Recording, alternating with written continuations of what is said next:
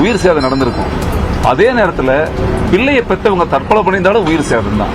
So இந்த மாதிரியான சம்பவங்களுக்கு முதல்ல ஒரு முற்றுப்புள்ளி வைக்கணும். என்னைக்கு இந்த சமூக நீதினு சொல்லி ஏமாத்துறாங்களோ அந்த சமூக நீதி போராளிகள் எல்லாருமே தயவு செஞ்சு தான் குடும்பத்தில் ஒரு சுயமரியாதை கல்யாணம் தம் மகளுக்கு பண்ணிட்டு அடுத்தவன் மகளுக்கு பண்ணா ரொம்ப சிறப்பு. நெல்லை சிபிஎம் அலுவலகத்தில் நடந்த திருமணத்தையும் அதை தொடர்ந்து நடந்த தாக்குதலையும் குறிப்பிட்டு நடிகர் ரஞ்சித் கூறிய கருத்துக்களை இவை.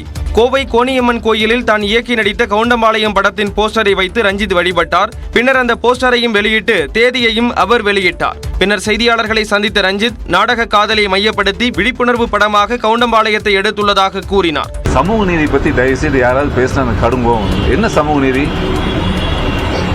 பெத்த அம்மா கஷ்டப்பட்டு அவன் கால் கெடுக்க 4 வேலை செஞ்சு கூலி வேலை செஞ்சு பிள்ளைய படிக்க வச்சு காலேஜுக்கு அனுப்பிச்சு ஸ்கூலுக்கு அனுப்பிச்சு அந்த பிள்ளைய கிளி மாதிரி பார்த்து கொண்டு வர பிள்ளைய கண்டவன் தூக்கிட்டு போறதுதான் உங்களுக்கு புரட்சி காதல். அது இதுதான் சமூக நீதியான காதல். அது சமூக நீதிங்கிறது என்னது? முதல் சமூக நீதியே தவறு. நாடக காதல் என்று சொல்வதால் தன்னை சாதி வெறியனாக பார்ப்பதாக கூறிய ரஞ்சித் பெற்றோரின்றி திருமணங்கள் நடக்கக்கூடாது என்ற சட்டத்தை கொண்டுவர வேண்டும் என்று வலியுறுத்தினார்.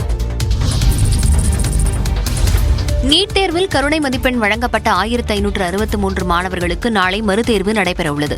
நடப்பாண்டு இளங்கலை மருத்துவ படிப்பிற்கான நீட் நுழைவுத் தேர்வு முடிவுகள் கடந்த 4ஆம் தேதி வெளியாகின. இதில் ஒரே தேர்வு மையத்தில் தேர்வெழுதிய 6 மாணவர்கள் உட்பட 67 பேர் முழு மதிப்பெண் பெற்றது சர்ச்சையை ஏற்படுத்தியது.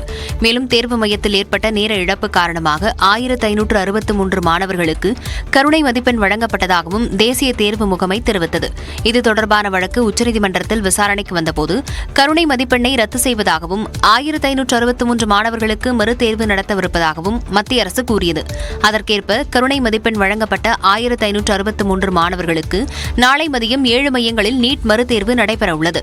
இதில் பங்கேற்க விரும்பாத மாணவர்களுக்கு கருணை மதிப்பெண்கள் இல்லாமல் பெற்ற மதிப்பெண்கள் கணக்கில் கொள்ளப்படும் என்று தேசிய தேர்வு முகமை விளக்கம் அளித்துள்ளது. மறுதேர்வு எழுதும் மாணவர்களுக்கான முடிவுகள் வரும் 30ஆம் தேதி வெளியாகும் என்றும் தேசிய தேர்வு முகமை தெரிவித்துள்ளது. உத்தரப்பிரதேச மாநிலம் நொய்டாவில் 3 நாட்களில் மட்டும் வெப்ப அலையால் 75 பேர் உயிரிழந்தது அதிர்ச்சியை ஏற்படுத்தியுள்ளது. டெல்லி, உத்தரப்பிரதேசம், ஹரியானா, ராஜஸ்தான் உள்ளிட்ட மாநிலங்களில் கடந்த சில நாட்களாக வெப்பத்தின் அளவு உச்சத்தில் உள்ளது. இதனால் வெப்ப அலை ஏற்பட்டு மக்கள் அதிக அளவில் உயிரிழக்கின்றனர். குறிப்பாக கடந்த 18ஆம் தேதி முதல் 20ஆம் தேதிக்குள் உத்தரப்பிரதேச மாநிலம் நொய்டாவில் 75 பேரின் உடல்கள் அரசு மருத்துவமனைக்கு கொண்டுவரப்பட்டதாக தலைமை மருத்துவ அதிகாரி சுனில் சர்மா தெரிவித்துள்ளார். शवों की संख्या में कुछ वृद्धि हो गई है. 18, 19, 20 में कल जो है 11 बजे तक का डाटा मैं आपको बताऊं कि 75 डेड बॉडीज हमारे यहाँ जो है. இதேபோன்று டெல்லியில் வெப்ப அலையால் கடந்த 11ஆம் தேதி முதல் 19ஆம் தேதி வரை 192 பேர் உயிரிழந்ததாக தன்னார்வ தொண்டு நிறுவனம் கூறியுள்ளது.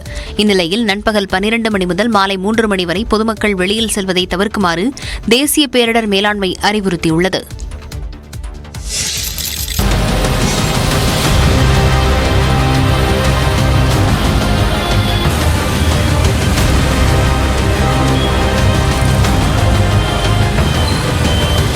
தனது பைக் சாவியை இந்திய கடற்படை வாகன ஓட்டுநரிடமிருந்து வாங்குவதற்கு இளைஞர் ஒருவர் ஓடிய காட்சிதான் இது.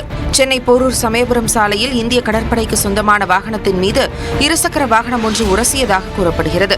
இதில் இந்திய கடற்படை வாகன ஓட்டுநருக்கும் இருசக்கர வாகனத்தில் சென்றவருக்கும் வாக்குவாதம் ஏற்பட்டது. அப்போது அத்துமீறிய இந்திய கடற்படை வாகன ஓட்டுநர் இருசக்கர வாகனத்தின் சாவியை பிடுங்கியுள்ளார். மேலும் பைக் சாவியுடன் கடற்படை வாகனத்தை எடுத்து சென்றார்.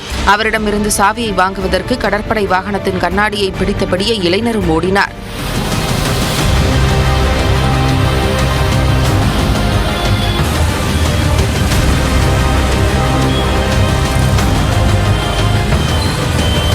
ஒரு கட்டத்தில் பைக் சாவியை கடற்படை வாகன ஓட்டுநர் சாலையில் தூக்கி எறிந்தார். இந்த காணொலி சமூக வலைதளங்களில் கடும் கண்டனத்துடன் பலரால் பகிரப்படுகிறது.